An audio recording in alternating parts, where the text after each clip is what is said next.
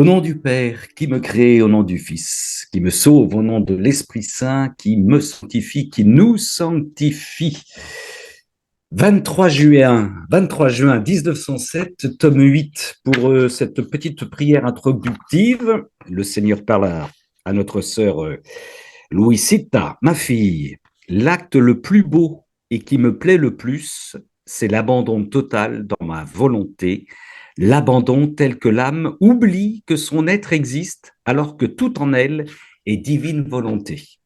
En s'abandonnant dans ma volonté, l'âme me donne plus d'honneur parce qu'elle me donne tout ce que je peux demander à la créature et qui me permet de reprendre en moi ce qui est sorti de moi, ce qui est sorti de moi. L'âme en vient ainsi à retrouver la seule chose qu'elle doit posséder, c'est-à-dire Dieu, avec tout ce qu'il possède. Tant qu'elle demeure totalement dans la volonté de Dieu, l'âme possède Dieu. Tant qu'elle demeure totalement dans la volonté de Dieu, l'âme possède Dieu. Si elle quitte ma volonté, elle retrouve son être personnel avec tous les mots MAUX de la nature corrompue. Notre Père, qui es aux cieux, que ton nom soit sanctifié, que ton règne vienne, que ta volonté soit faite sur la terre comme au ciel. Et dans ce cénacle, donne-nous aujourd'hui notre pain de ce jour. Pardonne-nous nos offenses comme nous pardonnons aussi à ceux qui nous ont offensés. Et ne nous laisse pas entrer en tentation, mais délivre-nous du mal par ton amour. Nous t'aimons, Marie, réjouis-toi. Marie, comblée de grâce, le Seigneur est avec toi. Tu es bénie entre les femmes, et Jésus, le fruit de ton sein, est béni. Sainte Marie, Mère de Dieu, prie pour nous pécheurs, maintenant et à l'heure de notre mort. Amen. Alléluia. Aujourd'hui, alors un thème sensible, évidemment, compliqué, certainement, même pour nous, les chrétiens, on l'a bien compris, hein, souffrance et divine volonté. Donc nous allons alterner Chantal et moi-même sur ce topo que nous avons préparé ensemble. Je commence par le premier point, l'étymologie du mot souffrance. Toujours les étymologies. L'étymologie du mot souffrance, c'est supporter, endurer. C'est ça qui est intéressant déjà dès le départ. Dès le départ, supporter, endurer. Le mot souffrance vient de deux mots latins, le préfixe sub, qui signifie en dessous, et le verbe ferre, F-E-2-R-E, qui signifie porter. Le mot implique donc l'image d'un support qui supporte tout et qui se trouve dessus, supporter. La souffrance peut donc, dans sa définition, c'est intéressant, peut donc être l'expression de ce qui est supporté et qui doit être dépassé, transcendé dans le sens positif du terme. La souffrance acquiert alors un sens lorsqu'elle nous porte, qu'elle nous ramène à l'essentiel dans notre vie, lorsqu'on la vit de telle sorte qu'elle peut nous faire passer à une nouvelle étape de croissance physique, psychologique, affective, spirituelle. Je suis dans la définition, hein, dans l'étymologie, hein, c'est étonnant, hein. Mais aussi, bien entendu, la souffrance qui est donc en nous, par-dessous, peut être aussi ce qui nous porte et que nous subissons, bien entendu. Vous voyez, deux sens à partir de l'étymologie du mot souffrance. Deuxième point, avec son préfixe sub, en dessous, inutile. Alors ça, c'est important. Hein. C'est important, inutile de rechercher la souffrance. Elle vient à nous, elle vient en dessous de nous pour nous porter positivement ou négativement. Existe-t-il un seul être au monde qui n'a pas connu au moins une souffrance, qui ne connaît pas au moins une souffrance physique, psychologique, affective, spirituelle et morale? Eh bien, montrez-le nous. La souffrance est partout. On va y revenir beaucoup, hein, là-dessus, hein, contrairement à tout ce qu'on a véhiculé dans notre religion chrétienne. Inutile de la rechercher, on va développer ça. Chantal. Donc, je vais commencer, moi, par un petit témoignage. Maintenant que je sais que la souffrance peut servir à la sanctification, ben, je me suis posé quelques questions. Étant thérapeute, mon rôle de thérapeute était de soulager, est de soulager et même parfois d'éliminer autant que possible la souffrance. Donc, je me posais des questions. Je ne voulais pas freiner la sanctification de mes consultants, sans nécessairement en faire une obsession. Ah, pardon. J'avais pourtant... Si, ça marche, ça marche. On t'entend, Chantal. Hein. Très bien.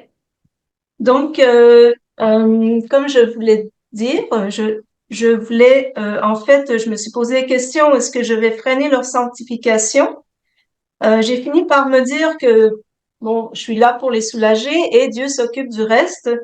Mais comme Ramon l'a dit, en d'autres mots, il y a une souffrance positive et une souffrance négative. Celle qui est positive est celle qui nous fait grandir, nous sanctifie, et celle qui est négative, eh bien, c'est celle qui nous plonge de plus en plus dans les ténèbres. Bon, j'en mets un peu, mais je pense qu'il y a quand même des gens qui se rendent jusque-là. Et c'est la négative, c'est celle aussi qui nous garde dans le passé, qui nous fait croire que l'on ne peut pas être aimé ou pardonné, celle qui nous fait croire que nous sommes bons à rien ou que nous sommes perdus à jamais. Sans oublier les souffrances découlant de tous nos péchés, il y a aussi la souffrance physique non acceptée et qui peut nous mettre en colère, ce qui accroît alors encore plus cette souffrance. Faut donc viser à éliminer cette souffrance négative et encore mieux la transformer en souffrance positive en reconnaissant le sens de cette souffrance. Alors, après l'étymologie du mot souffrance, on va prendre la racine du mot hébreu de la souffrance. C'est intéressant. La racine du mot hébreu pour la souffrance, c'est amal. C'est pas une blague, ça s'écrit A-M-A-L, amal, que l'on peut traduire par travailler, faire, peiner, labeur, malheur. C'est la racine du mot hébreu de souffrance. Dans le livre de Job, naître, c'est d'entrée de jeu être soumis au Amal, A-M-A-L.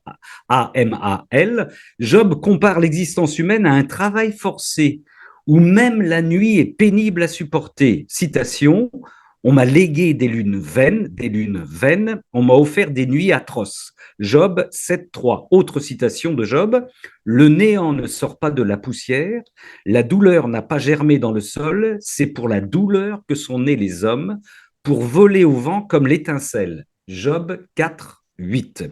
Et puis rappelons-nous aussi la Genèse où Dieu dit à la femme, c'est terrible, hein, je ferai qu'enceinte tu sois dans de, c'est après le péché évidemment, je ferai qu'enceinte tu sois dans de grandes souffrances, c'est péniblement que tu enfanteras un fils. Et puis à Adam il lui dit, le sol sera maudit à cause de toi, c'est dans la peine que tu t'en nourriras tous les jours de ta vie.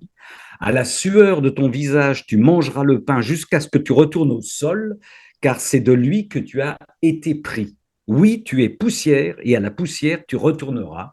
Genèse 3, 16, 19.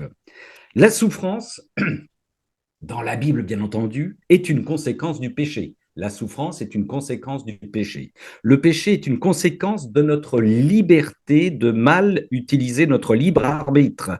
On a toujours le libre arbitre, on se rappelle dans la divine volonté, ça c'est quelque chose d'incontournable.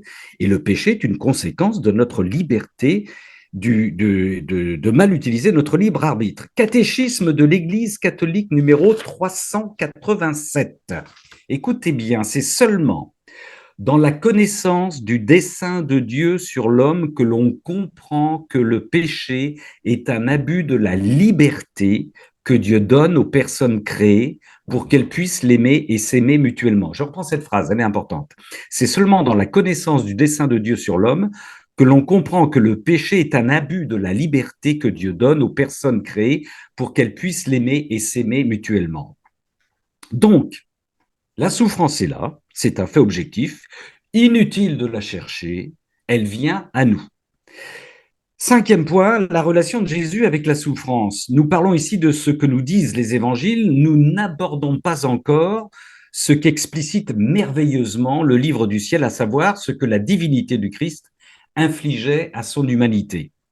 Dès sa naissance, c'est très simple, c'est très clair de le constater, Jésus rencontre la souffrance directe ou indirecte. Il naît dans l'inconfort d'une étable, sa naissance provoque le massacre d'enfants, il est tenu de s'exiler en Égypte, il connaît la douleur de la circoncision et d'autres exemples encore. La souffrance est au rendez-vous dès l'arrivée de notre Seigneur sur la terre, dès son incarnation. Adulte, Jésus ne cherche ni à souffrir, ni à faire souffrir les autres. Il ne pratique aucune technique masochiste. port de silice, autoflagellation, marcher pieds nus sur des objets coupants, etc. Il ne pratique aucunement ça. À l'inverse, Jésus va à la rencontre de la souffrance pour la combattre systématiquement. Il est pris de compassion devant les foules sans berger, il pleure tous les morts, et donc la mort devant le tombeau de Lazare, et il ne cesse de guérir ou de redonner la vie. Jésus est non seulement un adversaire de la souffrance, mais force est de constater, si les évangiles ne nous trompent pas, que Jésus a les moyens de combattre la souffrance. Il a les moyens de combattre la souffrance, non seulement la souffrance, mais toutes les forces du mal. Catéchisme de l'Église catholique numéro 602, les péchés des hommes consécutifs au péché originel sont sanctionnés par la mort. En envoyant son propre Fils dans la condition d'esclave, celle d'une humanité déchue et vouée à la mort à cause du péché, Dieu l'a fait pécher pour nous, lui qui n'avait pas connu le péché, afin qu'en lui, nous devenions justice pour Dieu. 2 Corinthiens 5, 21. 2 Corinthiens 5, 21. Alors, comme disait Ramon, Jésus est un adversaire de la souffrance. Et je pense d'ailleurs que même s'il faut embrasser les croix, comme dit Saint Jean de la Croix et le curé d'Ars, il faut toujours chercher à éliminer la souffrance, à moins que vous ayez les stigmates et que vous soyez suivi par un directeur spirituel et que vous pouvez être certain ou certaine que ça vient vraiment de la divine volonté. Mais d'ailleurs, les saints étaient tous examinés par les médecins, car l'objectif de la divine volonté à ce moment-là n'est peut-être pas que vous restiez dans cette souffrance. Si c'est le cas, alors peu importe ce que vous allez faire, les médecins que vous allez voir, il ne se passera rien. Mais alors Jésus vous donnera la force de supporter cette souffrance si vous lui offrez cette souffrance. Et Frances Hogan a dit que Jésus ne nous demandera pas tout ce qu'il a demandé à Luisa. Bien sûr, Luisa a donné beaucoup, mais elle a reçu aussi beaucoup, c'est-à-dire qu'elle avait Jésus à son chevet pratiquement tous les jours et elle a une place privilégiée au ciel, peut-être pas la couronne de notre Sainte Mère, mais certainement une petite couronne ou un diadème. Alors, je dirais, si vous avez Jésus à votre chevet, peut-être il va vous en demander un peu plus. Mais une chose est sûre, c'est que Jésus ne nous demandera jamais de souffrir au-dessus de nos forces. Il y a une croix adaptée à chacun de nous, qui est jumelée à des grâces qui y sont aussi adaptées. Ainsi, à moins que vous ayez un profond désir de soulager Jésus et que vous sentez l'appel à vous offrir comme âme expiatrice, il est sain d'agir pour tenter d'éliminer la souffrance, mais cela n'empêche pas toutefois d'offrir cette souffrance à Jésus, même si ça peut paraître contradictoire. Mais tant que la souffrance persiste, tout en essayant de l'éliminer, on peut vraiment l'offrir à Jésus, mais il faut d'abord l'accepter avant de pouvoir l'offrir, c'est-à-dire dire oui à cette souffrance avec sa volonté. Et d'ailleurs, comme Jésus le dit dans le livre du ciel, ma fille, que pourrais-je faire de tes souffrances sans ta volonté?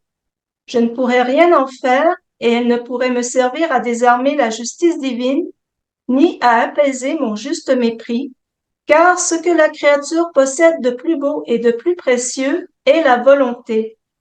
C'est de l'or et tout le reste ne représente que des choses superficielles et sans substance, et les souffrances en elles-mêmes n'ont pas de valeur. Par contre, si le fil doré de la volonté spontanée court dans les souffrances, il a la vertu de les changer en or très pur, digne de celui qui a souffert volontairement jusqu'à mourir pour l'amour des créatures. Si je voulais de la souffrance sans volonté, elle est si répandue dans le monde que je pourrais en prendre si j'en voulais, mais il manque à ces souffrances le fil doré de la volonté. Elle ne m'attire pas, ne blesse pas mon cœur, et je ne trouve pas non plus l'écho de mes souffrances volontaires. Elles n'ont donc pas la vertu de changer en grâce les calamités. Les souffrances sans volonté sont vides, sans plénitude de grâce, sans beauté, sans pouvoir sur mon cœur divin. Quart d'heure de souffrance volontaire surpasse les plus atroces souffrances du monde parce que ces dernières sont d'ordre humain alors que les souffrances volontaires sont d'ordre divin. En fait, il y a plusieurs raisons à la souffrance et une des raisons peut être aussi de vous passer un message, de vous faire comprendre quelque chose et c'est parfois en travaillant à éliminer cette souffrance que l'on finit par découvrir ce message, ce que l'on doit changer ou apprendre. C'est un apprentissage et si l'on tente de ne rien faire pendant que l'on veut l'offrir, parce qu'on veut l'offrir à Jésus, eh bien, on pourrait passer à côté de ce cheminement, de cet apprentissage de ce que l'on doit changer. Il ne faut pas non plus rechercher les croix. Il faut attendre que Jésus choisisse des croix adaptées pour nous. Et je vous rappelle les enseignements du frère Garrigou-Lagrange qui préconisait plutôt l'abandon et la souffrance passive, c'est-à-dire une souffrance non choisie, plutôt que l'ascèse et les tortures que s'infligeaient certains dévots. Alors juste, je précise, Chantal, que l'extrait que tu as lu, c'est dans le volume 29, 2 avril Oui, 1931. Volume merci 29, Ramon. 2 avril. Non, mais Oui, je te suis et je t'écoute, ma sœur. Volume 29, 12 avril 1931. Voilà.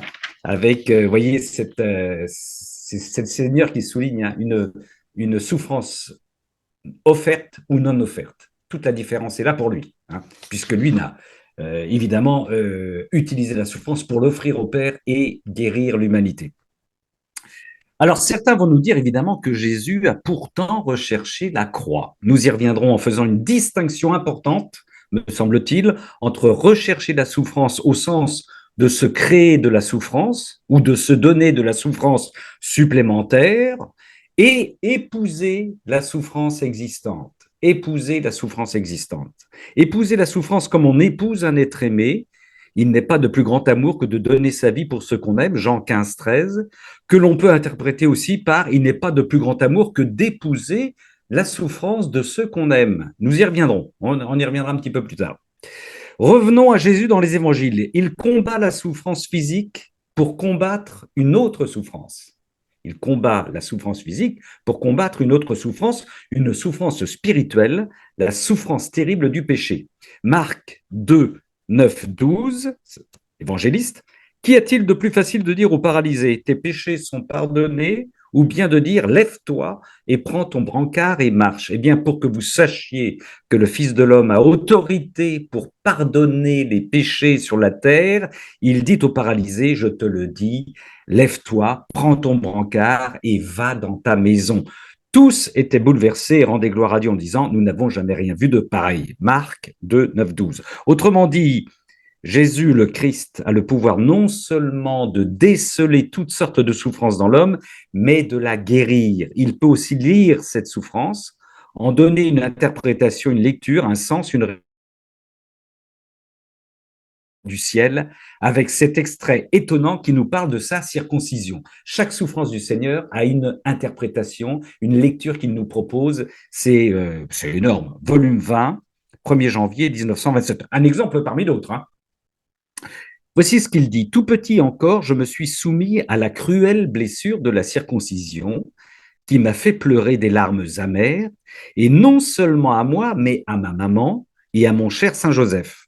C'était, alors c'est là que ça commence l'interprétation, c'était la coupure de la volonté humaine que je voulais faire pour que la créature puisse laisser couler dans cette coupure la divine volonté et qu'une volonté brisée ne puisse jamais renaître à la vie, sinon la mienne, qui avait coulé dans cette coupure pour y recommencer sa vie. Je vous laisserai relire cette phrase, qu'elle est très chargée, comme beaucoup de phrases du livre du ciel, mais voyez comment il réintroduit la rédemption déjà dans sa circoncision, c'est extraordinaire. Je redonne cette phrase lentement, c'était la coupure de la volonté humaine que je voulais faire pour que la créature puisse laisser couler dans cette coupure, dans la souffrance du Seigneur, la divine volonté, et qu'une volonté brisée ne puisse jamais renaître à la vie, sinon la mienne, qui avait coulé dans cette coupure pour y recommencer sa vie. Fin de citation, volume 20, 1er janvier 1927. La circoncision est un exemple parmi tant d'autres. Alors, bien sûr, Jésus-Christ, Dieu fait homme, épouse les souffrances physiques de l'humanité pour guérir cette humanité de ses souffrances spirituelles. L'homme est coupé de Dieu, il ne peut que souffrir. Jésus-Christ, en épousant notre souffrance, vient réparer à la racine du mal. Pour celles et ceux d'entre vous, et vous en êtes tous, qui lisez les 24 heures de la Passion, il n'y a pas meilleure lecture que les 24 heures de la Passion pour être dans ce registre-là, bien entendu. Donc, Jésus-Christ ne recherche pas la souffrance, des souffrances supplémentaires. Les souffrances de l'humanité sont omniprésentes. On est bien clair là-dessus, hélas. Jésus vient les épouser pour les réparer. Il vient les épouser pour les... Et la grande épousaille se fait durant sa passion, bien entendu, une passion qui s'achève sur la croix, mais qui commence, nous le savons, dès le sein de sa mère, la Vierge Marie. La divinité du Seigneur qui fait que notre fœtus perché pendant 9 mois dans le noir, dans sa conscience totale de Dieu, est une première prison pour lui. Ça, il nous le raconte. Volume 7, 28 juillet 1906. Louisa qui parle. Ce matin, pendant que je voyais mon adorable Jésus cloué à la croix, je me questionnais intérieurement. Quelles pouvaient être les pensées de Jésus quand il reçut la croix? Jésus me dit, ma fille, c'est entre nous tout ça bien sûr, j'ai embrassé la croix comme si elle était mon plus cher trésor. Par la croix, j'ai donné une dot aux âmes, je les ai épousées. Il nous a épousés sur la croix, le Seigneur. Ensuite, en regardant la croix, en observant sa longueur et sa largeur, j'ai pris plaisir. C'est lui qui dit, j'ai pris plaisir en elle parce que j'y ai vu suffisamment de dot pour toutes mes épouses. De plus, aucune d'elles ne pouvait craindre de me marier parce que j'avais la croix dans mes mains, c'est-à-dire le prix de leur dot. Dans un regard omnipotent de la divinité de notre Seigneur sur la croix, bien sûr, il voit toutes nos existences sur cette croix qu'il va guérir. Il poursuit, je marie l'âme à une seule condition, qu'elle accepte les petits cadeaux que je lui donne, c'est-à-dire les croix. L'humour du Seigneur. C'est là le signe qu'elle m'accepte comme époux. Alors le mariage se fait et la dot est remise à l'âme. Si au contraire, l'âme n'accepte pas mes petits cadeaux, c'est-à-dire si elle ne se résigne pas à ma volonté, tout est annulé. Même si je veux lui faire une dot, je ne le peux pas.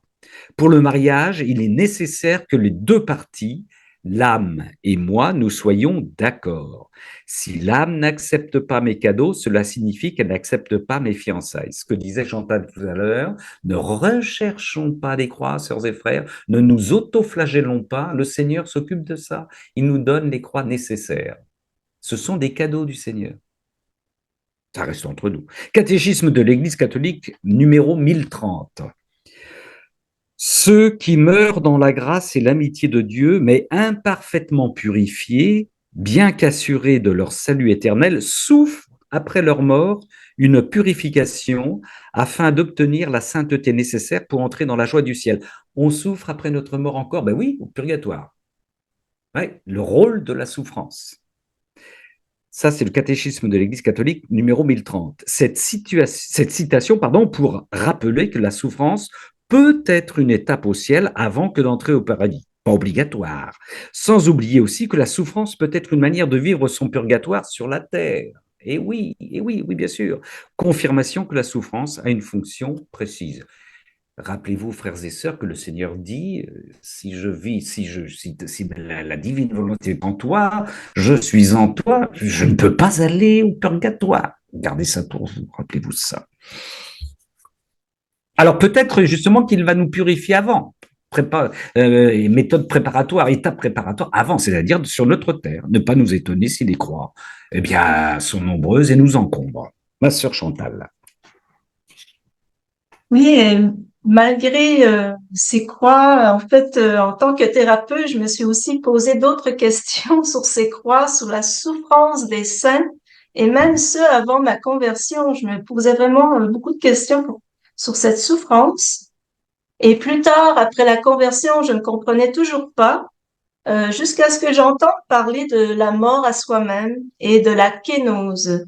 Kénose, c'est un terme grec qui veut dire vide, et plus précisément, il est employé en théologie chrétienne pour exprimer l'action de se vider, de se dépouiller de soi-même. C'est par la souffrance que nous pouvons atteindre cette kénose ou ce vide total. Et dans l'Écriture, Saint Paul parle de la kénose aux Philippiens, au chapitre 2, versets 6 à 8, selon ces termes. Ayez en vous les dispositions qui sont dans le Christ Jésus. Le Christ Jésus, ayant la condition de Dieu, ne retint pas jalousement le rang plutôt, le rang qui l'égalait à Dieu, mais il s'est anéanti, prenant la condition de serviteur, devenant semblable aux hommes, reconnu homme à son aspect, il s'est abaissé, devenant obéissant jusqu'à la mort et la mort de la croix. Oui, même l'humanité de Jésus devait s'anéantir et se dépouiller, d'où sa parole, Père, Père, pourquoi m'as-tu abandonné? Mais il dit plus loin, tout est accompli. C'était aussi un message pour nous, bien sûr, pour ressusciter, il faut atteindre le vide complet. Et avant de lire Saint Jean de la Croix et le curé d'Ars qui nous recommande d'embrasser les croix, mais je me suis demandé si c'était possible d'atteindre cet état de kénose, de mort à soi-même, sans passer par de grandes souffrances comme la crucifixion ou la décapitation, comme l'ensemble des apôtres y sont passés, à part l'apôtre Jean, le disciple que Dieu aimait. Hein, je me suis posé cette question un peu pour les chochottes comme moi. Et à ma connaissance, en fait, le seul que j'ai trouvé est celui de l'amour avec un grand A. C'est celui de la Vierge Marie, de Marie-Madeleine et de Saint Jean, qui n'est pas mort martyr, qui est le seul apôtre qui n'est pas mort martyr. Et à ma connaissance, ces trois personnes sont mortes sans passer par de grandes souffrances physiques, mais elles sont montées au ciel. Donc, cependant, ce degré d'amour avec un grand A fait que l'on souffre autant et peut-être même plus pour celui ou celle que l'on aime qui est dans la souffrance. Hein. On sait que c'est les deux Maries à la croix ont vraiment beaucoup souffert pendant la passion de Jésus. Et de même, la Vierge Marie et Marie-Madeleine, elles ont aussi vécu longtemps après l'ascension de Jésus et elles se sont certainement morfondues de l'absence de l'être aimé pendant plusieurs années. Ce qui est aussi une grande souffrance, hein, comme celle de Louisa, qui se sent oppressée de la privation de son doux Jésus. Et ça, là, notre Louisa ne cesse de le répéter à longueur de volume. À chaque fois que le Seigneur s'éloigne ou est absent, elle souffre. Elle souffre. Un parent qui aime son enfant, qui souffre, un enfant qui souffre, c'est terrible, hein, on connaît cette expérience, épouse la souffrance de son enfant, bien entendu. Non seulement il souffre de sa souffrance, de la souffrance de l'enfant, mais s'il pouvait, il prendrait une partie de la souffrance de son enfant pour la porter lui-même afin de soulager son enfant. Et s'il pouvait même donner un organe ou autre chose qui ôterait totalement la souffrance de son enfant, il le ferait sans hésiter.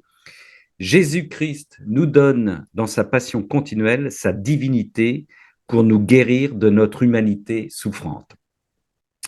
Dieu est amour pur, il ne sait que donner que de l'amour, pas de la souffrance, mais que de l'amour. Volume 7, 3 juillet 1906. La volonté de Dieu est le paradis de l'âme sur la terre, et l'âme qui vit dans la divine volonté est le paradis de Dieu. La volonté de Dieu est le paradis de l'âme sur la terre, et l'âme qui vit dans la divine volonté est le paradis de Dieu. Dieu, c'est fin de citation, volume 7, 3 juillet 1906. Dieu qui nous a créés pour le bonheur, la paix et la joie, veut nous guérir de nos blessures. Blessures qui sont les conséquences de nos coupures avec la source de la vie. Dans son incarnation, Jésus, le Christ, n'a pas besoin de s'inventer de nouvelles souffrances. Les souffrances humaines se comptent par milliards. On en sait quelque chose aujourd'hui, particulièrement dans notre monde malade. Notre Seigneur, dans son omnipotence, prend chacune de nos blessures. Il se blesse de chacune de nos blessures. Il répare chacune de nos blessures et il offre au Père chaque blessure parfaitement soignée comme une offrande pure et sans tache. Il offre au Père chacune de nos vies sans blessure et sans souffrance telles que nous aurions dû les vivre. Autrement dit, chaque blessure de la créature est une croix que notre Seigneur accepte et prend sur son épaule. Gethsémani, le péché, enfin, etc., c'est ce qu'il a vécu. Bon. Notre Seigneur, on le sait bien, demande à des âmes victimes de réparer avec lui la nature humaine abîmée par le péché. Quand il embauche Louisa pour qu'elle participe à sa rédemption, il ne lui dit pas de s'inventer de nouvelles souffrances, de nouvelles blessures, pas du tout. Il suffit de se baisser pour les cueillir. Tout au long du livre du ciel, des exemples nous sont donnés en acceptant d'être crucifiés. Par exemple, Louisa combat contre une prochaine loi sur le divorce en Italie. Elle combat contre les pratiques religieuses totalement dévoyées de certains prêtres religieux et religieuses. Elle combat contre les conduites des créatures dont Jésus dit que même des animaux ne font pas ce que font ses enfants. Les blessures sont partout. Il n'y a pas besoin de s'en créer, les amis. Hein.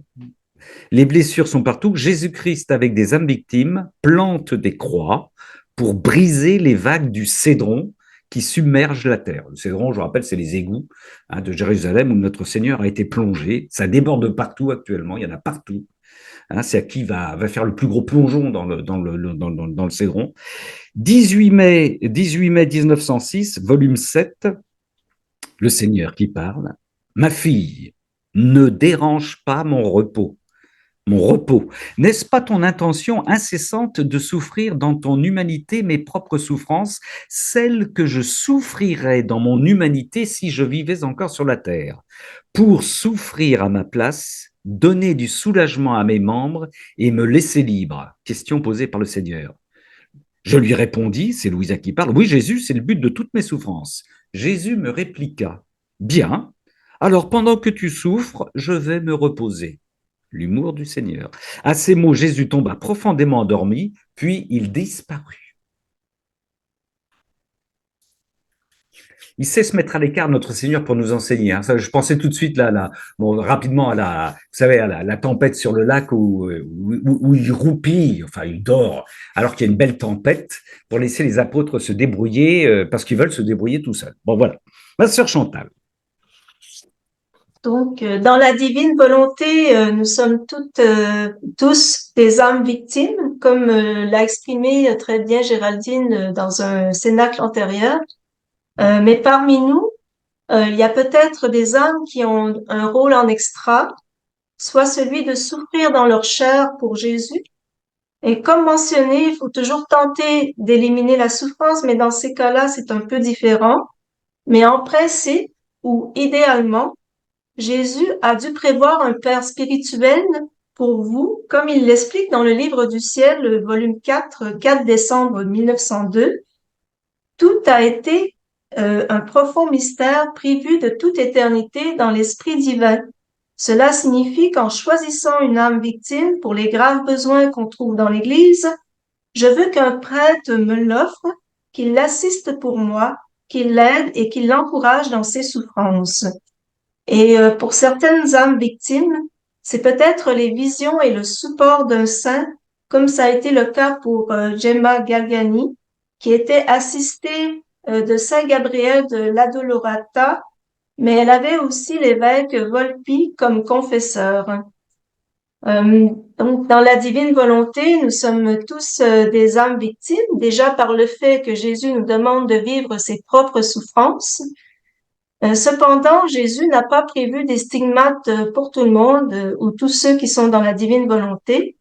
Et si nous souffrons, c'est peut-être pour nous envoyer quelques petites croix, pour le développement des vertus ou encore pour nous affranchir de nos attachements.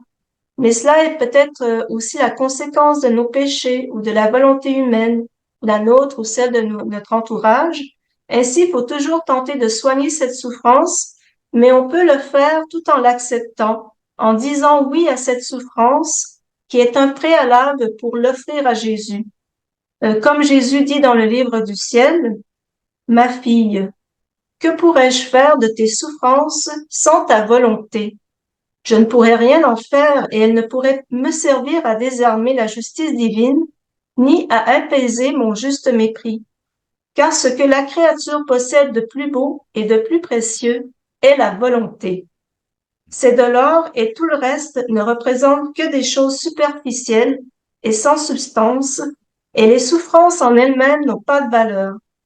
Par contre, si le fil doré de la volonté spontanée court dans les souffrances, il a la vertu de les changer en or très pur, digne de celui qui a souffert volontairement jusqu'à mourir pour l'amour des créatures. Si je voulais de la souffrance sans volonté, elle est si répandue dans le monde que je pourrais en prendre si j'en voulais, mais comme il manque à ces souffrances le fil doré de la volonté, elle ne m'attire pas, ne blesse pas mon cœur, et je n'y trouve pas non plus l'écho de mes souffrances volontaires. Elles n'ont donc pas la vertu de changer en grâce les calamités. Les souffrances sans volonté sont vides, sans plénitude de grâce, sans beauté, sans pouvoir sur mon cœur divin. Un quart d'heure de souffrance volontaire surpasse les plus atroces souffrances du monde parce que ces dernières sont d'ordre humain alors que les souffrances volontaires sont d'ordre divin. Donc, après ces paroles lumineuses de notre Seigneur, il faut quand Volume même 29, le dire. excuse-moi, je redonne parce que Oui, c'est un passage important. Volume 29, 2 oui, avril. volume 29, pardon encore, Non, volume non, non, non, non, 29. mais 2 avril 1931. Donc c'est important, ouais, parce que ça, là encore, s'il y a une telle densité dans ces phrases, les souffrances en elles-mêmes n'ont pas de valeur. C'est le Seigneur qui dit ça, hein. Contrairement à l'image qu'on a complètement erronée de la religion chrétienne comme étant une religion de masochistes. Les souffrances en elles-mêmes n'ont pas de valeur. C'est ce qu'on y met. Elles sont là, elles sont là, elles sont là. Alors, tout le monde en vit, mais c'est ce qu'on va y mettre, c'est la volonté qu'on va y mettre, le sens qu'on va y mettre qui a de la valeur. Mais en elle-même, le Seigneur, il dit, ben, les souffrances en elles-mêmes, c'est une absurdité, elles n'ont pas de valeur. Alors, excuse-moi, Chantal. Non, très bien, merci. Donc, je répète, c'est dans le volume 29, le 2 avril 1931. Et donc, ce que j'allais dire, c'est que faut quand même le dire que accueillir notre souffrance peut parfois être difficile, mais par expérience, souvent lorsque nous acceptons pleinement cette situation, c'est à ce moment-là que les choses débloquent ou encore que la souffrance devient un peu plus facile à supporter. Et là, j'ai en mémoire le témoignage de Christian Laflamme, qui est en fait le fils de Marcel Laflamme, qui a écrit quelques livres sur la divine volonté. Je sais pas si vous connaissez, euh, et qui vivait de grandes souffrances au niveau de ses jambes et de ses muscles et qui était même un peu paralysé et qui priait beaucoup et qu'il a même parfois offert sa souffrance au Seigneur, mais il l'offrait, je pense, un peu pour lui en même temps. Et finalement, c'est quand il a offert cette souffrance, il avait en fait été au courant de violences au Mozambique et il a décidé d'offrir cette souffrance aux gens du Mozambique qui étaient dans de grandes souffrances. Et c'est à ce moment-là que le Seigneur l'a délivré. Euh, les souffrances sont devenues vraiment supportables à ce moment-là. Et si ça ne débloque pas, si vous acceptez vraiment la souffrance et que ça ne débloque pas, que la souffrance persiste et que peut-être c'est peut-être parce que vous êtes effectivement appelé à être stigmatisé, hein, en guillemets, mais comme mentionné, Jésus ne laisse pas une âme victime seule et donne la force de supporter la souffrance, car son joug est doux et son fardeau léger, comme il dit dans Matthieu 11, verset 30. Et je pense quand même que c'est légitime de crier notre souffrance. Quand on est vraiment dans les grandes souffrances, avant de l'accepter, je pense qu'on peut crier notre souffrance. D'ailleurs, le Seigneur a aussi crié sa souffrance au Père céleste en disant, si c'est possible que s'éloigne de moi cette coupe, mais il a quand même dit, mais non ma volonté, mais la tienne. Donc, je pense que quand même, avant de vraiment l'accepter, on peut aussi passer par, par un cri, Euh, Parce que sinon, ça peut même peut-être être du déni à ce moment-là. Mais je pense que de toute façon, comme on y reviendra, le Seigneur ne va jamais nous donner une souffrance qu'on ne peut pas supporter, qui est au-dessus de notre force. La souffrance est là, je lui donne un sens, ou en tout cas, je lui donne un sens chrétien. Alors, c'est pas un sens au sens où je l'accepte, mais elle est là, elle s'impose à moi, je l'associe à la croix du Seigneur. Et maintenant, on va franchir une étape encore supérieure qui est difficile. C'est comment la croix qui soigne les souffrances de l'âme peut être source de bonheur, puisque on l'a lu, on vient de la lire tout à l'heure, le Seigneur embrasse la croix, il a du plaisir à rejoindre cette croix. Louisa, 20 juin 1906, volume 7. Louisa parle. Je quittais mon corps. Alors, cette phrase est importante hein, pour tenter de comprendre ce qui va suivre. Louisa vit quelque chose que enfin, en tout cas en ce qui me concerne, nous n'expérimentons pas. Elle quitte son corps, elle le dit souvent, d'accord? Et elle poursuit. J'étais cloué sur la croix. Non seulement mes mains et mes pieds étaient cloués comme les autres fois, mais aussi chacun de mes os avait un clou. Je pouvais voir mon Jésus béni à l'intérieur d'une grande lumière. Mais ô combien de douleurs je souffrais. Même dans mes plus petits mouvements, je me sentais déchiré par les clous. Chaque instant, j'avais le sentiment que j'allais mourir. Elle poursuit. J'étais plongé dans la divine volonté qui m'apparaissait être la clé ouvrant tous les trésors divins. Cela me donnait la force de non seulement me maintenir dans cet état de souffrance, mais d'y être heureuse. Souffrance et d'y être heureuse. Les clous semblaient produire du feu. Toute plongée dans ce feu, je brûlais. Mon désir, mon Jésus béni me vit et eut pitié. Il me dit, ma fille, tout doit être réduit à une simple flamme. Une fois purifiée, cette flamme produit une lumière pure comme celle du soleil, similaire à celle qui m'entoure. Ainsi transformée en lumière, l'âme est toute proche de la lumière divine. Dans sa souffrance, Louisa brûle dans l'amour pour être purifiée et identifiée à la lumière divine. Il poursuit. Plus encore, ma lumière absorbe la sienne et l'amène au ciel. Ma lumière absorbe la sienne et l'amène au ciel. C'est le fruit de la croix. Donc, courage, dit-il. C'est la crucifixion complète de l'âme et du corps que tu vis présentement. C'est la crucifixion complète de l'âme et du corps que tu vis présentement. Je donne cette phrase à des frères et des sœurs qui sont peut-être actuellement en train de souffrir terriblement. Hein. Je le dis avec des pincettes, mais voilà, je le dis parce que c'est le Seigneur qui le dit. Hein. C'est la crucifixion complète de l'âme et du corps que tu vis présentement. Ne vois-tu pas que ta lumière est prête à se joindre à la mienne qui veut l'absorber totalement? Pour soigner, là, on rejoint le Seigneur sur la croix. Pendant que Jésus disait cela, j'ai découvert en moi une grande flamme. De cette grande flamme sortit une petite flamme lumineuse, prête à prendre son envol vers le ciel. Elle poursuit, elle termine. Qui pourrait exprimer mon bonheur de penser qu'en mourant, je pourrais pour toujours être avec ma vie et mon centre, avec mon suprême et seul bien. Je peux dire que j'ai senti le paradis par avance. 20 juin 1906, volume 7. Le texte commence par J'étais cloué sur la croix et se termine J'ai senti le paradis par avance. Là aussi, ça reste entre nous, frères et sœurs. Hein, à pas de mettre entre. Je disais que Louisa vit quelque chose que nous n'expérimentons pas. Je rectifie. Que nous n'expérimentons pas. Je rectifie. Je rectifie. Sans quitter notre corps, le Seigneur peut me donner d'être véritablement et profondément crucifié par une blessure que me procure, y compris un être que j'aime le plus, ça vous est peut-être arrivé, et dans le même temps, porter cette blessure dans une paix, voire une joie profonde. Je peux être, je ne sais pas si vous avez expérimenté ça, je vous le souhaite en tout cas, bah ouais, c'est d'avoir été blessé, crucifié, et en même temps de porter cette croix dans une durée courte, moyenne, voire très longue, dans une paix, dans une joie, et comme dit Saint Paul, ce qui nous permet de nous occuper des croix des autres et d'aller à notre tour les consoler, parce que nous savons de quoi nous parlons. D'accord? Paradoxe incompréhensible pour qui ne vit pas dans et de la divine volonté. Cela me donnait la force de non seulement me maintenir dans cet état de souffrance, mais d'y être heureuse.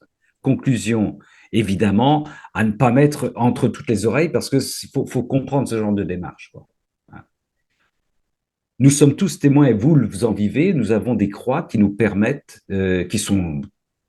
qui peuvent être d'une violence inouïe et que nous portons dans la paix et la joie, la sérénité et qui nous permettent de nous occuper de nos frères et nos sœurs qui débutent, qui commencent à se prendre des croix dans le corps et dans l'âme et qui n'y comprennent rien, qui sont dans une souffrance atroce. Ma sœur Chantal. J'enchaîne. Oui. Donc, pour bien illustrer les propos de Ramon, je pense qu'on peut compléter ce bricolage sur la souffrance par un petit témoignage. Je ne sais pas si vous connaissez Anne-Gabrielle Caron, et je ne sais pas si on pourrait faire un partage d'écran juste pour montrer la photo de cette magnifique enfant. Donc, un magnifique témoignage d'une petite fille de 7 ans. En fait, c'est sa mère qui témoigne. Elle avait que 7 ans, elle était atteinte d'un cancer des os. On sait que le cancer des os, c'est extrêmement douloureux et grave, mais elle désire vivre, mais elle sait qu'elle va bientôt mourir. Alors, dans un acte héroïque, elle choisit d'offrir sa vie et ses souffrances par amour pour Jésus et pour sauver les âmes. Elle dit même, Mon Dieu, si vous saviez comme je vous aime et j'ai confiance en vous. Jusqu'au bout, une paix céleste l'environne et ses paroles surnaturelles transpercent l'âme de ceux qui l'entendent. Elle dit même qu'elle est prête à prendre les souffrances des enfants de l'hôpital, car elle souffre de toute façon tellement, elle a tellement de souffrances qu'elle se dit un peu plus, un peu moins. Euh, et elle dit aussi que je suis heureuse, que je suis heureuse. Je ne savais pas que l'on pouvait être aussi heureux. Et avant de mourir, le prêtre est venu pour lui donner l'extrême onction. Et la question qu'elle lui a posée, c'est, je ne vais pas aller au ciel, je ne vais pas aller au purgatoire. Mais au ton qu'elle avait, ce n'était pas vraiment une question. Elle savait déjà qu'elle allait tout de suite au ciel. Et d'ailleurs, le prêtre lui a répondu, tu iras tout de suite au ciel. Donc, juste un petit retour sur le purgatoire et sur notre rôle d'âme victime pour vous rappeler que choisir la divine volonté, c'est choisir d'éviter les souffrances du purgatoire, si on y reste, bien sûr, ou selon Saint Vincent Ferrier, et ce qu'on peut lire dans le manuscrit du Purgatoire, que je vous invite vraiment à aller voir parce qu'il y a vraiment des révélations très intéressantes dans ce manuscrit que vous pouvez retrouver sur hosanna.org. La souffrance est tellement intense au purgatoire qu'un jour semble 1000 ans. Et enfin, pour terminer sur une bonne note, cheminer dans la divine volonté nous demande de vivre des croix et de la souffrance qui, de toute façon, est le lot de toute personne ici sur Terre, mais en bonus, vivre dans la divine volonté est la meilleure médecine pour soigner nos blessures qui viennent de notre volonté humaine, car comme Jésus dit dans le livre du ciel, tu ne vois donc pas la grande nécessité de divulguer les connaissances de la suprême volonté, ceci afin d'éteindre, telle la rosée matinale, les ardeurs des passions, afin de chasser les ténèbres de la volonté humaine, tel le soleil levant, qui fait sortir les créatures de leur léthargie. Même en faisant le bien, il leur manque la vie de ma volonté. Mes manifestations à son sujet ont l'effet d'un baume qui active la cicatrisation des plaies causées par la volonté humaine. Celui qui aura la chance de les intégrer sentira couler en lui une nouvelle vie de lumière, de grâce, de force dans le plein accomplissement de ma volonté, et comprenant les mauvais effets de leur volonté, ils la détesteront, se libérant du joug accablant de la volonté humaine pour se mettre sous la douce domination de la mienne. C'est dans le volume 19, 14 août 1926. Et ainsi, c'est une raison supplémentaire de se réjouir dans la divine volonté, d'être heureux et de vivre le paradis par avance. Volume 19, 14 août 1926. Notre Seigneur ne cesse de le répéter dans le livre du ciel, la plus grande blessure causée à l'homme par l'homme, c'est sa volonté humaine. Il nous faut retrouver la volonté divine et le Seigneur veut nous permettre par sa passion, par son incarnation, par sa rédemption, de réparer, de soigner notre volonté humaine qui a perdu sa divinité. Voilà, sœurs et frères, pour ce bricolage théologique sur la souffrance, ce premier. Alors, pour les frères et les sœurs qui nous regardent, nous écoutent en différé, je vous signale une chose qui peut vous intéresser, que Chantal et moi-même, nous avons animé 5 cénacles auparavant sur les objections concernant le livre du ciel et on a essayé d'y répondre. Chantal, qui a rédigé une soixantaine de pages, qui a nourri ces 5 cénacles, met à votre disposition, si vous le souhaitez, ces 60 pages sur les objections, comment répondre aux objections par rapport au livre du ciel. Alors, vous avez pour cela, c'est très simple, si vous n'êtes pas sur ma liste de diffusion, vous pouvez nous contacter à cette adresse courriel suivante, et là, je vous renverrai. Vous mettrez Chantal Topo avec un petit mot aimable, s'il vous plaît, fraternel. C'est Noun Armor, N-O-U-N, N-O-U-N-A-R-M-O-R, @gmail.com. Vous envoyez votre petite adresse si vous êtes intéressé par le topo de Chantal qui a précédé ce cénacle où pendant 5 cénacles, nous avons visité les objections faites contre le livre du ciel. Voilà. Est-ce que des sœurs, merci Chantal, ma sœur Chantal, est-ce que des sœurs et des frères veulent participer? Oui, nous avons déjà une main levée, Agnès et Roland, ou c'est un pouce en l'air? Je ne sais pas, c'est un pouce. Est-ce que quelqu'un veut intervenir après cette petite introduction, hein, qui est un survol, c'est avec un sujet aussi évidemment complexe et sensible, bien entendu. Vous mettez votre petite main. Oui, Denise. Déjà, je cautionne tout ce qui a été dit, je comprends parfaitement. Je voulais juste dire une petite réflexion de mon côté. Oui, oui. Cette joie dans la souffrance, comment je me l'explique personnellement? D'abord, c'est-à-dire il y a plusieurs conditions qui doivent être réunies pour arriver à ça. On a bien compris. D'abord, il faut que la souffrance soit acceptée. Il faut qu'elle soit offerte. Il faut qu'elle soit vécue par amour du Seigneur.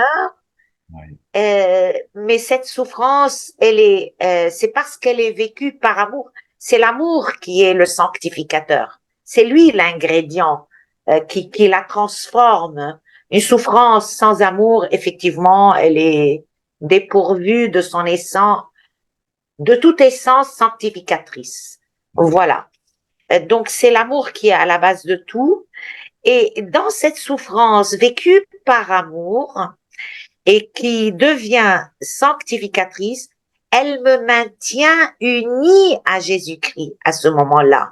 Je suis maintenue avec lui plus que jamais. En dehors de cette souffrance, même quand je prie, je médite, je contemple, oui, il y a toujours une paix, une certaine joie, une certaine ferveur, mais c'est pas la même union. Donc, dans cette union, je trouve ma joie. Ça, c'est premièrement. C'est comme un amoureux qui est au rendez-vous avec son amoureuse. Et voilà, c'est toujours dans cette rencontre de deux êtres qui s'aiment, il y a forcément de la joie. Et deuxièmement, la souffrance, je l'occulte, je ne la regarde pas elle-même et je n'en fais pas une fixation, mais je regarde non pas dans le visible, elle est horrible et je la veux pas, mais je regarde dans l'invisible, c'est-à-dire dans tout ce qu'elle va générer comme produit, comme fruit derrière, aussi bien à mon niveau qu'au niveau de ceux que le Seigneur a choisis pour faire bénéficier d'une souffrance acceptée par amour. Merci, Denis. Merci beaucoup pour ce concentré théologique magnifique. Merci beaucoup. Merci beaucoup. Ouais. Et ouais.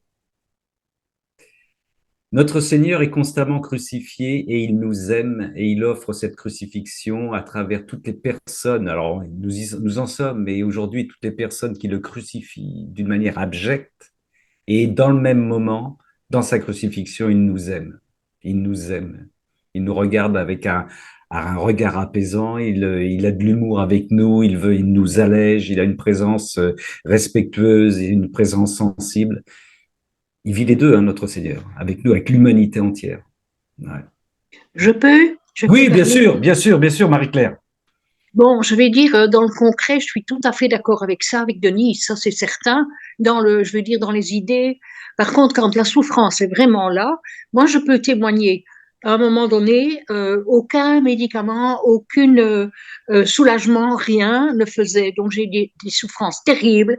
Donc et là-dedans, c'est vrai que je les ai offertes, mais en même temps en criant, en suppliant, enfin tout ce qu'on veut. Donc là, mais bon, c'était quand même offert. Bon.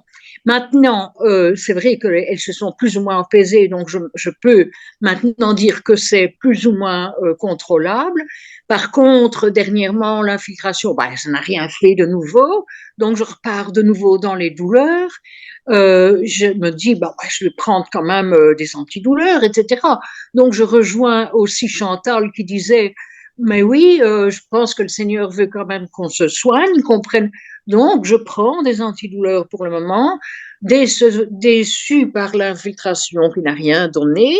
Donc, mais j'accepte, voilà ça. Je l'accepte bon cœur parce que voilà. Et puis le Seigneur le vit, je le vis avec lui, donc je peux le témoigner aussi que c'est vrai que je peux vivre ça avec le Seigneur. J'ai vécu aussi dans le temps, mais il y a très très longtemps, donc la mort de mon mari, et j'ai vécu, je peux dire, l'expérience d'une joie à travers la douleur du deuil de mon mari. Au moment où il a eu son cancer, où j'étais en clinique avec lui, j'ai vécu des choses que je me disais par moi-même, c'est pas possible, mais j'offrais déjà à ce moment-là. Hein. Et j'étais en même temps dans. Ça peut être les deux en même temps. Hein. On peut vivre les deux choses en même temps. Hein. Le cri vers le Seigneur et l'acceptation. Ça peut se vivre les deux en même temps. Parce que moi, j'ai vécu dans le deuil de mon mari et dans la souffrance de savoir qu'il partait, puisque voilà, c'est terrible de voir quelqu'un qui s'en va et qui souffre. Bon. Et en même temps, dans la joie de dire, oh mon Dieu Seigneur, tu es bon pour me soutenir comme ça. C'est incroyable, quoi. Donc, c'était dans une joie. Des moments où je me disais, mais c'est pas possible. Mais voilà. Donc, on peut quand même crier et en même temps vivre ces douleurs. Et je pense que le Seigneur, c'est vrai que c'est facile à dire hein, quand on dit, ah, le Seigneur ne donne pas plus qu'il ne en supporte, etc. Moi, j'étais il y a pas longtemps, un marasme pas possible, quoi. Je me disais, mais je n'en sortirai jamais. J'étais dans une peur malade parce que et encore dernièrement, il y a une semaine d'ici, eh bien voilà, ça reprend le dessus, quoi, très fort. Et à ce moment-là, je dis, mais enfin, Seigneur, mais voilà. C'est tout des vécus, mais je veux dire, tout ça peut se vivre avec le Seigneur et je trouve que c'est fantastique de vivre ça avec lui, voilà, en même temps. Voilà, c'est, c'est tout. Mais c'est pas Ben, c'est facile, énorme. hein. C'est pas facile parce que Merci. c'est facile à Oui, oui, dire pour quelqu'un, voilà. oui, oui. S'il y a des gens qui souffrent maintenant, quand je parle comme ça, je veux dire, bon, je comprends très bien hein, que quelqu'un crie, quoi, hein, que quelqu'un dise. Dernièrement, moi, il y a 15 jours d'ici, je dis, mon Dieu Seigneur, tu me donnes un peu de répit. Et je disais, merci Seigneur pour ce petit répit. Et dans le fond, je disais, mais ce que tu veux quand même, tout en me disant, ouais, mais ne m'en donne pas trop vite, quoi. Tu sais, voilà, c'est difficile à expliquer tout ça. Hein. Mais Mais c'est difficile à expliquer et surtout, il faut être tellement, faire très attention pour les gens qui souffrent, quoi. Très, très attention. Hein. Parce que les gens qui souffrent très fort, c'est difficile hein, d'entendre ça. C'est très dur. Hein. Donc, il faut faire très attention aussi, quoi. Voilà. En fait, puisque je peux commencer, Ramon, j'aimerais dire merci vraiment pour ce beau témoignage que vous nous faites. Et eh bien, justement aussi, j'étais d'accord avec ce que Denise aussi a dit. L'amour est ce qu'il y a de plus important, et je pense que c'est pas possible de vraiment accepter une grande souffrance comme ça, de traverser ça s'il n'y a pas l'amour, si on n'est pas complètement amouraché de notre Seigneur. Et c'est pour ça que j'en avais parlé un peu aussi, qu'il faut demander la flamme de l'amour, parce que un peu Oui, comme Louisa, elle était prête à tout parce qu'elle était vraiment très en amour avec notre Seigneur et qu'il y avait vraiment une union très étroite. Je pense que c'est seulement là que c'est possible. Sinon, effectivement, c'est trop difficile. Et le problème, c'est que des fois, la souffrance vient avant d'avoir cette union très étroite et cet amour-là. Effectivement, à ce moment-là, ça peut être vraiment très difficile.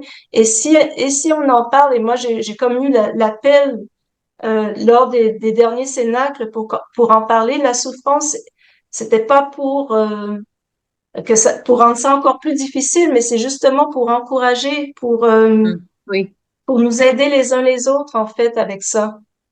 mhm, oui, Merci Chantal. Bon, mhm. merci, merci. Est-ce que quelqu'un veut compléter, apporter d'autres remarques, d'autres questions, d'autres témoignages, ma foi?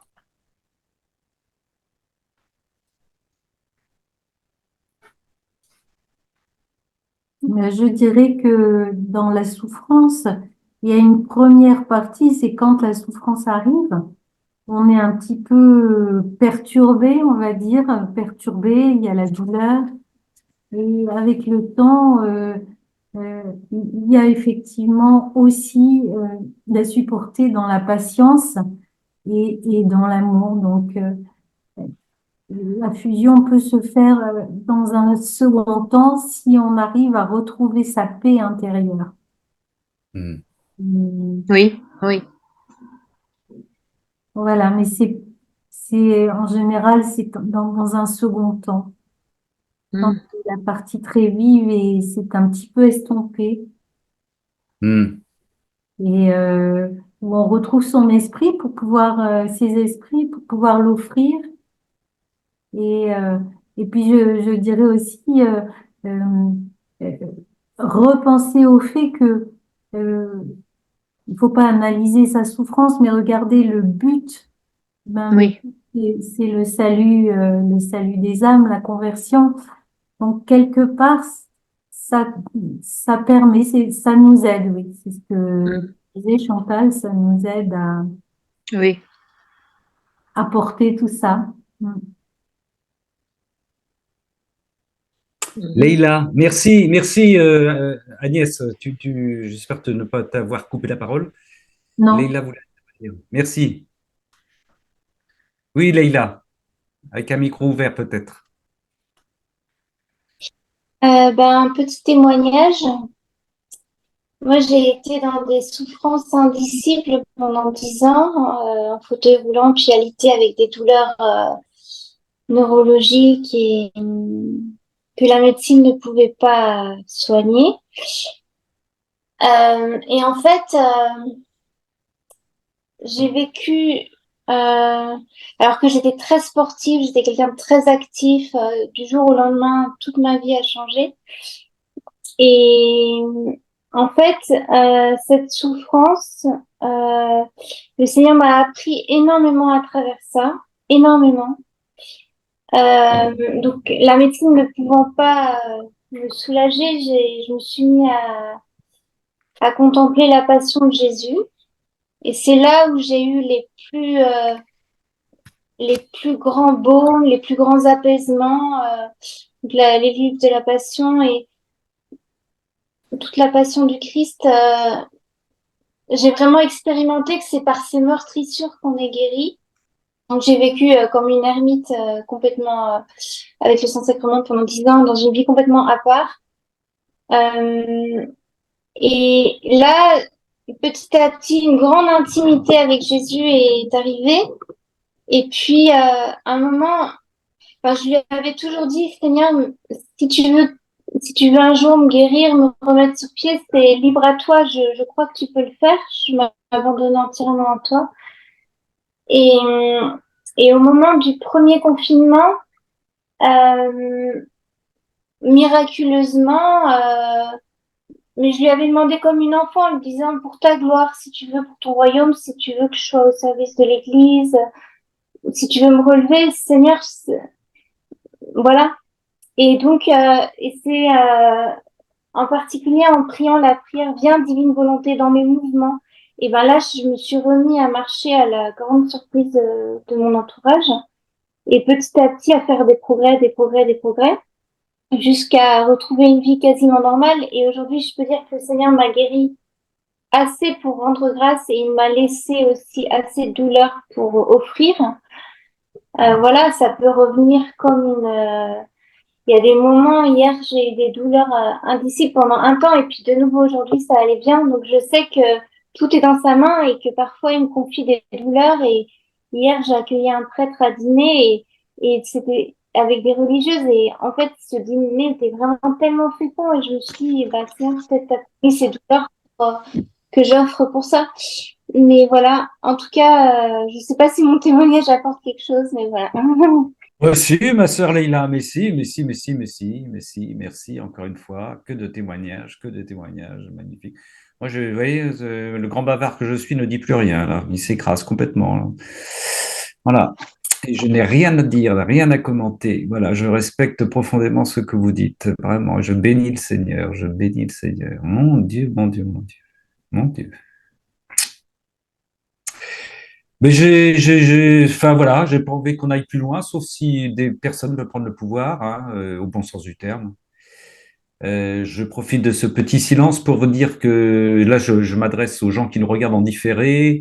La semaine prochaine, vendredi prochain, il y aura un cénacle. Je vous proposerai un petit solo sur le thème suivant qui est Divine volonté, savoir ou connaître, avec le sous-titre suivant, le savoir est aux pharisiens ce que la connaissance est aux enfants de Dieu. Voilà. Et puis après, nous reprendrons des duos avec Sœur Chantal. Le Seigneur, le Fils de l'homme n'a pas où reposer sa tête. Il nous fait travailler. Le Seigneur est dans une dynamique. C'est extraordinaire. Hein. Il n'y a pas que nous. Eh bien, vous le savez bien. Regardez ce qui se passe, ne serait-ce que sur le site de notre frère Philippe à Menfiat, mais il y a de la production. Je ne sais pas si on a déjà vu une telle déferlement de production sur un message du Seigneur. Le Seigneur est dans l'urgence. Le Seigneur, il veut que ça passe. Hein. Il veut que ça passe. Il veut que la divine volonté, voilà. Et puis entre-temps, cette semaine, mon frère Philippe, ben voilà, ça a été fait hier, je l'ai enregistré, m'a proposé aussi, enfin c'est le Seigneur qui m'a demandé une méditation sur Matthieu 18, 8, 9. Vous savez, c'est si ton œil est mauvais, tu l'arraches. Si ta main est source de péché, tu la coupes et ton pied. Mais cette lecture, c'est extraordinaire. Hein, ça, on a commencé dans les cénacles précédents avec Bartimée, avec Cana, etc. La lecture des Écritures sous l'éclairage, bien entendu, de la divine volonté. Mais voilà, c'est l'achèvement de la compréhension. C'est extraordinaire, c'est une merveille, c'est un bijou. Voilà donc une petite méditation qui sera diffusée, je suppose, sur Amen Fiat cette semaine, Matthieu 18, 8, 9. Voilà, sœurs et frères. Est-ce que quelqu'un veut encore intervenir ou nous allons nous séparer dans la prière? Je vous rappelle encore une fois, noonarmor@gmail.com pour ceux, vous m'envoyez si vous voulez le topo de Chantal, les 60 pages de Chantal sur les objections, comment faire face aux objections du livre du ciel. Hein, vous m'envoyez ça, puis je vous enverrai le topo, ça, sans aucun problème. C'est gratuit, bien entendu, car le Seigneur nous fait travailler dans la paix, dans la joie et gratuitement, avec le bonheur comme salaire. Et puis, voilà, je fais un petit tour encore. Je ne veux surtout pas couper la parole à qui que ce soit ce soir sur ce sujet-là. Bon, bah, écoutez, c'est parfait. On va demander au Seigneur de nous bénir. Moi, je rends grâce pour tous ces témoignages. Je rends grâce pour tous ces témoignages, c'est vos interventions. Je bénis le Seigneur. Je plonge ce cénacle dans sa volonté profonde. Il en fait ce qu'il veut, qu'il en fasse des soleils, des guérisons, des conversions, des métanoïas, des retournements, voilà, des grâces et des grâces, des actes éternels. Que le Seigneur Tout-Puissant, qui nous aime, qui nous guérit, qui vient guérir notre humanité malade, notre volonté humaine, nous bénisse et nous garde. Au nom du Père et du Fils et du Saint-Esprit. Amen. Allons dans la paix et dans la joie du Christ. Frères et sœurs, merci de votre fidélité. Bonsoir. Et puis, vous retrouverez bien sûr diffusé ce cénacle sur Amen Fiac grâce au travail infatigable de notre frère Philippe Martin. Au revoir. Vous savez, je vous Bonne le dis, je soirée. vous le répète, je vous le dis et je vous le répète, nous ne nous séparons pas, nous restons en Dieu unis. Là, c'est une séparation physique, c'est une souffrance peut-être, mais nous restons en Dieu car Dieu ne se sépare pas. Et oui, c'est important hein, de le dire, hein. Nous restons toujours ensemble. Bonne nuit. Bonsoir. Bonne nuit. Bonsoir. Bonsoir. Bonsoir Chantal. Merci. Et merci. Merci.